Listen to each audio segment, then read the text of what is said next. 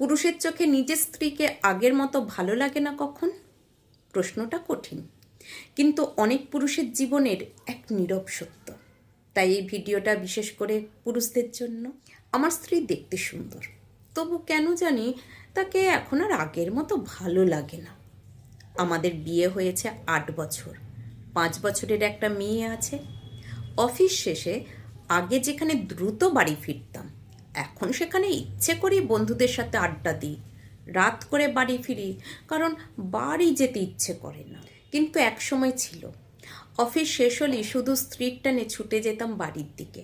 ছুটি পেলেই তাকে নিয়ে ঘুরতে বের হতাম, ঘন্টার পর ঘন্টা তার সাথে গল্প করতাম। সত্যি বলতে তখন স্ত্রীকে দেখলেই মন ভালো হয়ে যেত।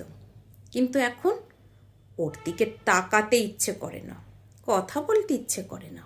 ও আশেপাশে থাকলেও বিরক্ত লাগে। ও ফোন করলে অনেক সময় ধরিও না। রাতে যদি কাছে আসতে চায়, আমি রূঢ়ভাবে বলে দিই, জ্বালাতন করো না, সারাদিন অফিস করে ক্লান্ত। আসলে ক্লান্তি কিছুই না, মূল কথা হলো স্ত্রীকে আর ভালো লাগে না। কেন এমন হচ্ছে বুঝতে পারছিলাম না।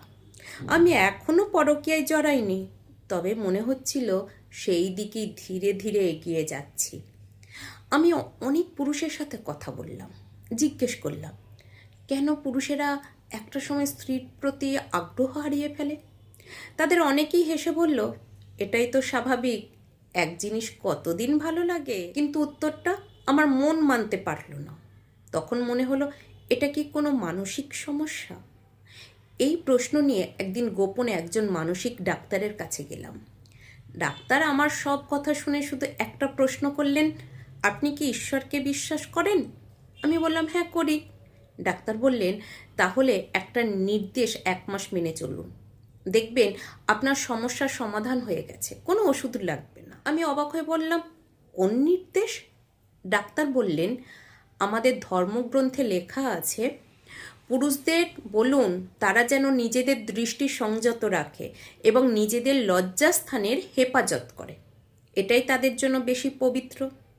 তারপর ডাক্তার দৃঢ়ভাবে বললেন, আপনি 1 মাস আপনার দৃষ্টি হেফাজত করুন, কোনো নারীর পরনারীর দিকে লোলুপ দৃষ্টিতে তাকাবেন না, কোনো অশ্লীল জিনিস দেখবেন না, তারপর নিজেই পরিবর্তন বুঝতে পারবেন।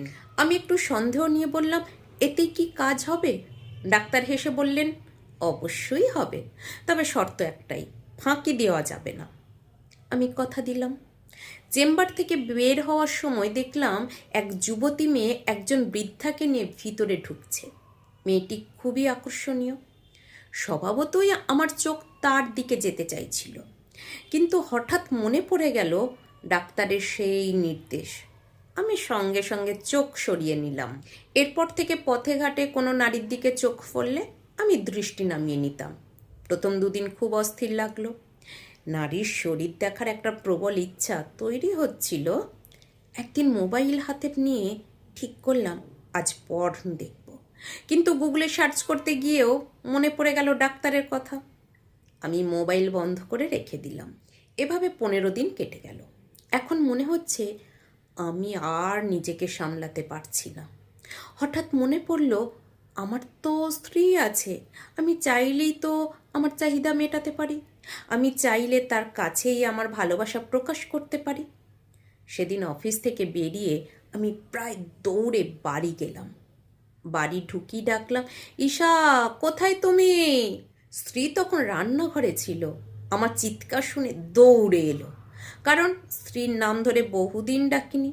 ও আশ্চর্য হয়ে বলল, কি হয়েছে তোমার, ডাকছো কেন? সে কথা জবাব না দিয়ে কাঁধ থেকে অফিসের ব্যাগ ছুঁড়ে ফেলে দিয়ে স্ত্রীকে ঝট করে কোলে তুলে নিলাম।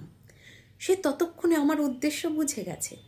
সে লজ্জায় লাল হয়ে বলল, মেয়েটা ঘুমোচ্ছে, ও জেগে যাবে, কি করো কি করো, ছাড়ো ছাড়ো। সে অবাক হয়ে বলল, কি হয়েছে? আমি কোনো কথা বললাম না। মুহূর্তের মধ্যে মনে হলো, এই মানুষটা কি তো আমি একসময় এত ভালোবাসতাম।